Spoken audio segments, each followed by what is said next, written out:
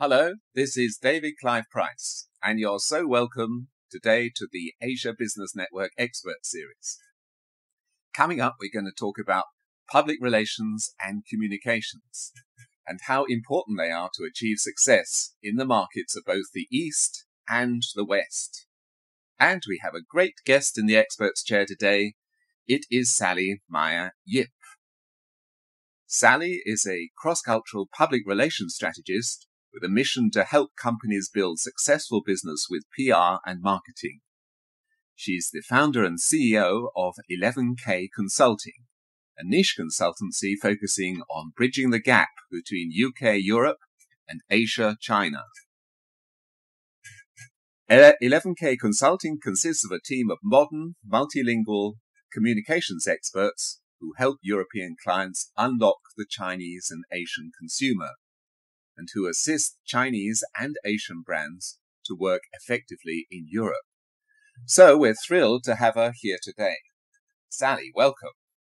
Thank you, David. It's great to have you. So shall we start off with a question that perhaps goes right to the heart of what you do?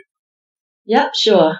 Why are PR and communications so important for doing East-West business? I think trust is really the cornerstone of doing East-West business, and PR is the tool to build, reinforce, and maintain trust that required to do business between East and West. And by that, I mean PR helps businesses to identify and understand who their target audience are, and also how to communicate with them effectively, and ultimately what to say in order to build this trust required in doing long-term business together. So trust is essential, and trust to build relationships with the consumer. Does that mean that PR is different in the East, for example, than doing PR in the West? Are there any particular differences that you can see? I would say yes and no. Yes, it is different from a how perspective because of the fundamental cultural differences in the East and the West. So how you communicate with consumers and businesses in the East is quite different from how you do it in the West. So let me give you an example. So culturally, people in the East listen to the authority, and as a result, they may not speak up or express their opinions as openly as that in the West. So when you communicate with people in the East, don't take yes as yes. A yes doesn't really mean yes. Instead, ask many questions to really understand what they want. Yes. On the other hand, Sorry, carry on. Yes, sorry. Yes. On the other hand, I would say it is no difference in doing PR in the East from the West because the end goal is the same, which is either to drive sales performance or to raise brand awareness. And I would say the PR skills is transferable from country to country. And in this context, I would say no. So you would say that the question of saying yes and no, or what we might call saving face, are all part of a more oblique, a more indirect way of communicating, and that this comes out in the way that PR is done in the East, or the way that you build campaigns for, say, Western brands into Asian countries. Would you say that was true? Yes, that's absolutely true. And this obliqueness is not necessarily there in the messages of the branding or of the advertising, but in the way that you approach the customer and I guess also your audience, because you're talking about audiences for presentations and audiences for conferences and speaking. All these areas as well belong to PR, don't they? Yes. So basically PR is all about how you communicate with your target audience. So it's about really understanding who your target audience are and then identify how and what to say to them. So what would be the elements of a successful PR campaign to present a Western brand, for example, and products in China or in Asia in general?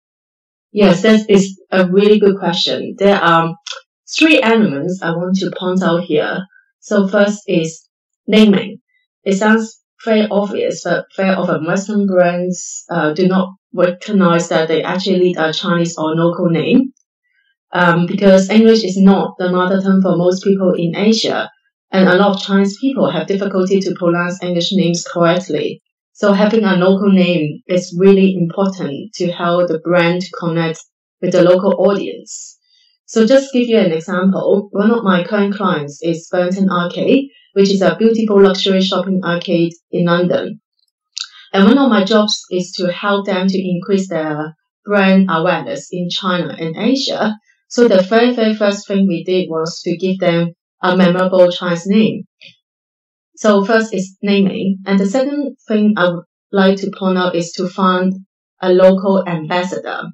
Because a foreign brand is so far from the local country, it is very important to have a local face to represent your brand on the ground. An example here. So a few years ago when I was working in Singapore, I was running a regional PR campaign for Sainsbury kiwi food in Southeast Asia. Uh-huh. And we found a local ambassador to help us to represent the brand in each Southeast Asian country from Philippines, Vietnam, India, Singapore, etc. So they could be a local celebrity or a local nutritionist or a local chef who shared the same passion and values as Sainsbury kiwi food. And the campaign worked really, really well. That the client actually saw an increase in sales by 60% within a year across the region. And because they were able to connect with the local audience with a local face. And the third one I would like to point out is that culture does matter in terms of PR and communications. Very often what we find that my Western brands or Western clients simply rely on their global messaging when they communicate with local audience. And very often it doesn't really translate anything to the local audience. So it is very critical to understand the local language as well as the local way of life when you try to reach the local audience. And just give you two recent examples.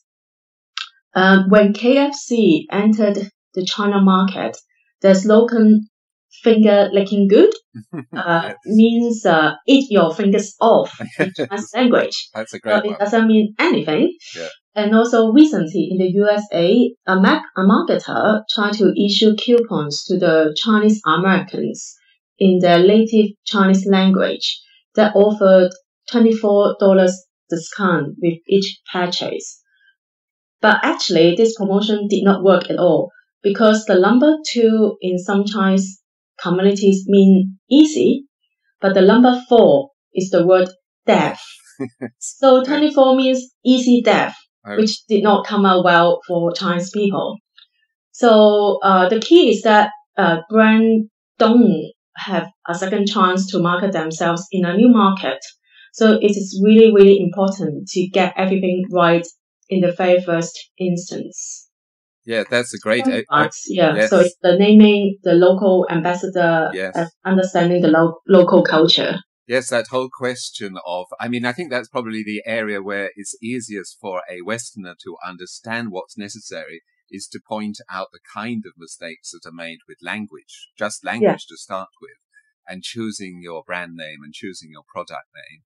I think there was, Google started off in China with the words, they chose the Chinese characters for for Google and meant, Song of the Rice Harvest.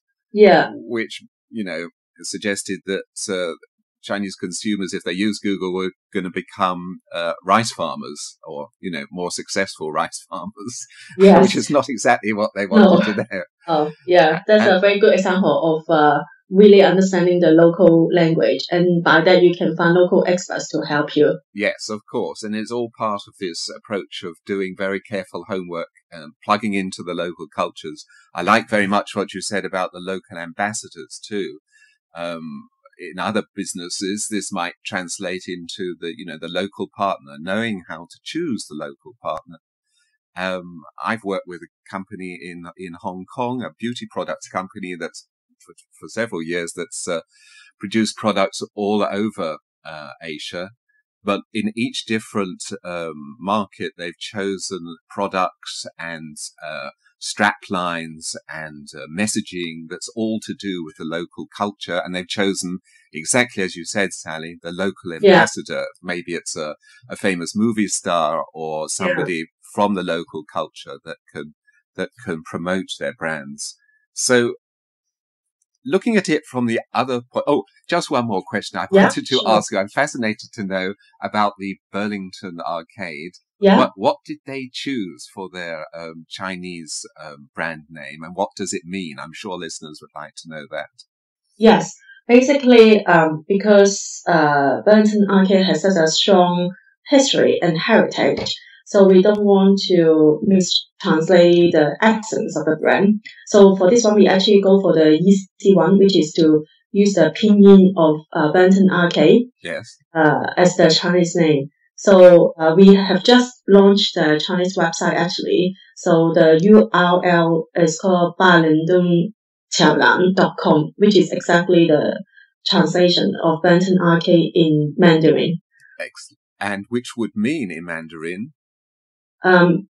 It still means the name of still the pinyin. I see. It's still the phonetic sound of the.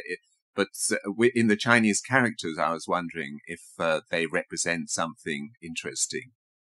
For this one, we actually decided to go back to the pinyin. I see. Which means it still give people an understanding that it's about a luxury shopping arcade. And actually, we intentionally to put England in front of the name so that people know that this is from England, from UK. Yeah, so this is really a minefield of possible misunderstandings, because also the characters can mean different things according to the different tones, can't they? So all in all, you have to have really expert advice like your clients can get from you on exactly how to present this brand in a way that's going to appeal to the Chinese market. And of course, speaking about the Chinese market, there are many different markets, aren't there, in China as well? Yeah, it's so complex, So again, it's to do with communications that are geared or targeted to particular markets like Shanghai or the East Coast towns or the provincial cities or a particular provincial city, I guess, for some companies, etc. So it's bearing all these things in mind, isn't it, Sally? Yeah, that's true. And I would say finding a local partner does help you to really narrow down who to target and how to target them. Yes, and we mustn't give the impression that it's just China, of course, or Chinese that presents challenges for branding and marketing. It's all over Asia, because there's a mosaic of many different cultures, isn't there?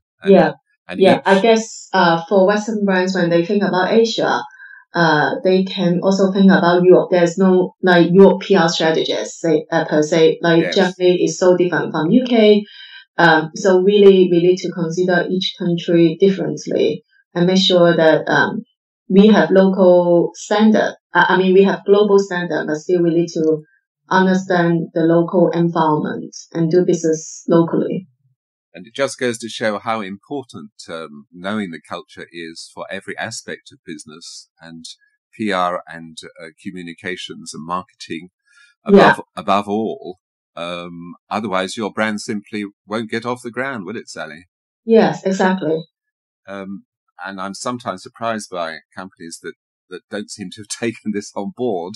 Like you wouldn't really go to, produce your product for Italy or for Hungary or perhaps for Germany in exactly the same way. You wouldn't promote it and market it in the same way. So we got to think of Asia in those terms, and we got to think of China as well as a mosaic of different markets too. Yeah, exactly. So turning it round the other way a moment, Sally. How can PR help Chinese and Asian brands succeed in Europe? I thought of this question and I thought I may give you a current example. So I'm helping a Chinese educational consultancy here in the UK who wants to grow even further after Right. being here for 15 years. Mm-hmm. And the challenges here for them are twofold. One is that actually no one really heard of them before, even they have been here for 15 years. And the other challenge is that there's still kind of a perception that Western brands or people are quite skeptical about like Chinese brands, which can mean Chinese takeaway or cheap labor or poor quality. Wow. So here, what I'm doing is really to try to build their thought leadership reputation in the education community in the UK. To become an opinion leader among their peers. Mm-hmm. That is by getting them to speak at relevant conferences, writing articles about the education issues in the East and the West, and so on. So in a nutshell, PR can help Chinese brand to build its reputation and credibility so that their target audience in the West is convinced that they are good. They are also have high standard, and that finally they trust them as another brand like other foreign brands. So you come back to the same word as you started with at the beginning, building trust, building the relationship, building the profile, building credibility, I guess. Yes. Especially if we have still people with stereotypes about China, as you just mentioned. Yes.